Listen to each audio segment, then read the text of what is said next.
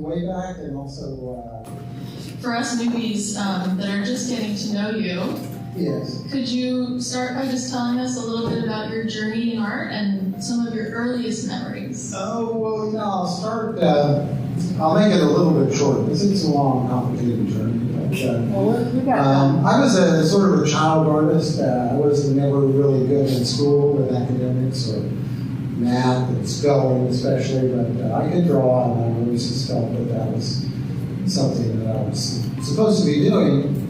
But I also grew up around artists and creative people, and had all this support as a young person to keep doing that, which a lot of people who have talent, they don't get that extra support. So I had an extra bit of that growing up. And some really good art teachers in high school and even in grade school back in the 50s and 60s. So I just continued with that. I actually had a small studio when I was in high school in a room that I commandeered beside our house. And I did some work in it. So I was serious as a young person.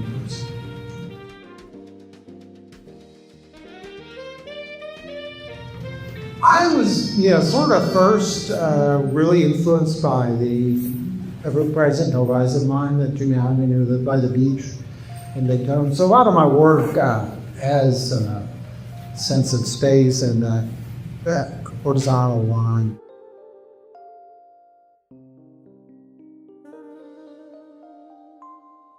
But, I'm an artist who doesn't just work in the same, I work in the same style, but different subject matter, like deserts, beaches, and faces of places, which is an offshoot of some other things. So it's that's very late, so I won't get into all the details. But so I've been painting the straight for about 20 years now.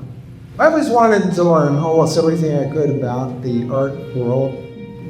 Well, so I've known you now for about 3 years, and I've seen a lot of variety in your work, but it's always been super whimsical.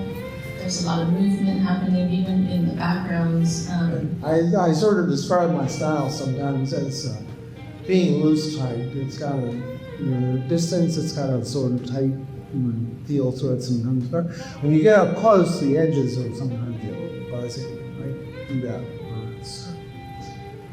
I'm kind of a natural person with an artist with composition.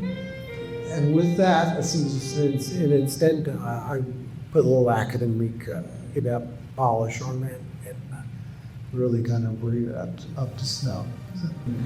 If you're a painter, I'm kind of a painter's painter.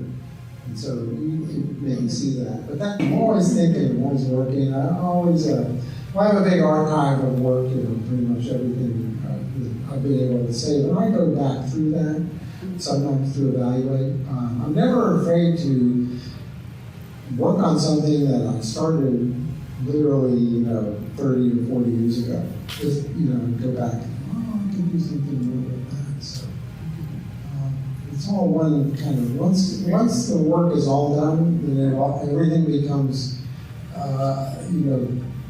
subject matter in one way or another for the next thing. And I've always been interested in publications and layout and commercial art and kind of blending that and taking a little bit of all these disciplines and putting it into really what this show has become. So I almost had the architect's gene, the architectural gene. I have a little bit of it, and so it's a little bit of architecture, it's a little bit of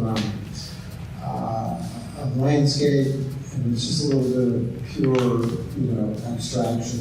But landscape and architecture are part of this, and machinery and stuff like that. So it's all.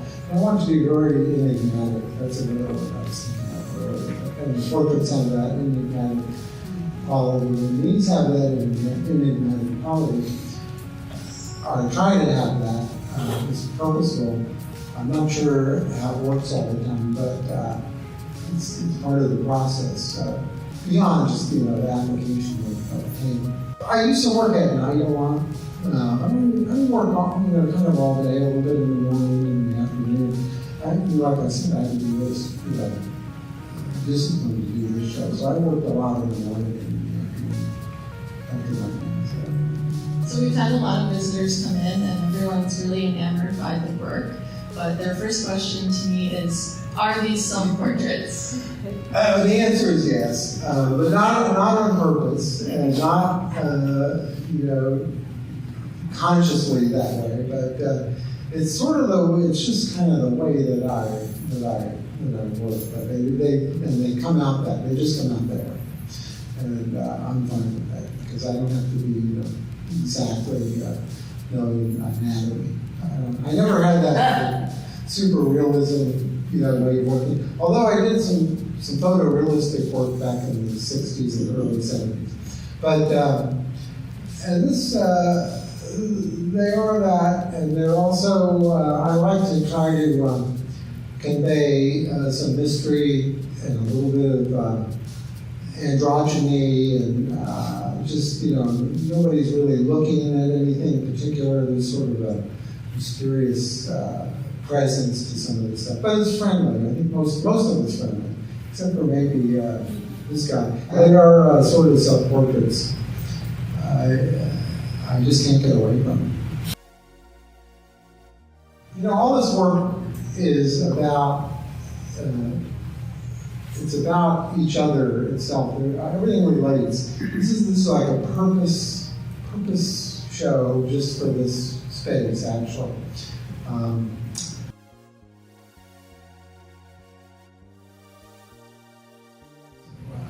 You can't really see that exactly, but I can tell you how it connects with you guys.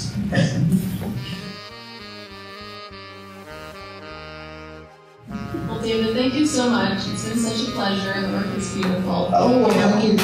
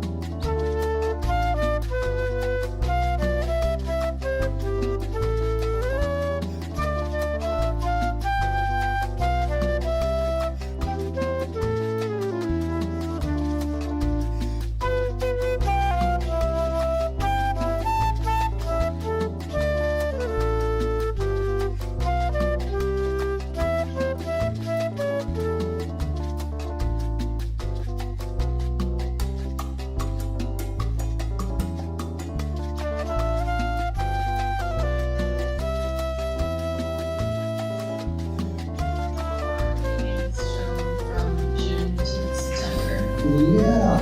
What is next? Well, I'm going to be in the DeLand Fall Festival of the Arts.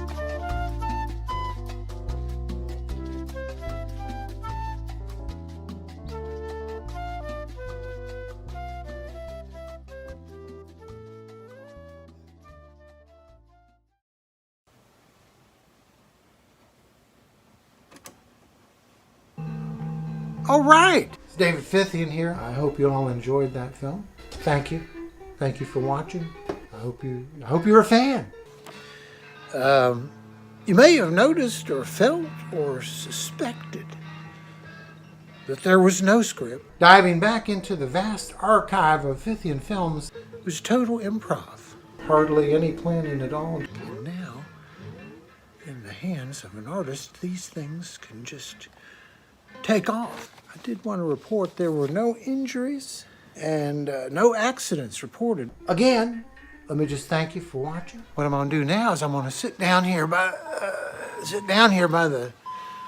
the dog lamp. That's the dog lamp right there. See it right there? It's the dog lamp, and I'm going to tell you a little bit about the film. All right, so we've got all the notes here to continue on.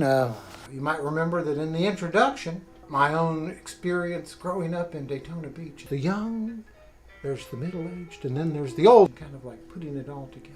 So they were all kind of represented in a certain kind of way. In the film, you may remember I was on the roof, and I was doing a drawing. I was doing a drawing of the Ben Franklin Bridge, a view from the loft space. And I just happen to have right here, 50 years plus later, the actual drawing that was done for the movie. So there you have it. All right, we came in under budget. Way under budget. We made this film for $60. It's a very exciting film to make. We made in 3 days.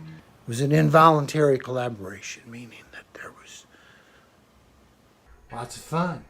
So without going into great detail or summations of lots of people involved, although they're not mentioned, but they were there. Developed by Kodak. Loose script as usual. Original soundtrack has been lost, but thank you very much.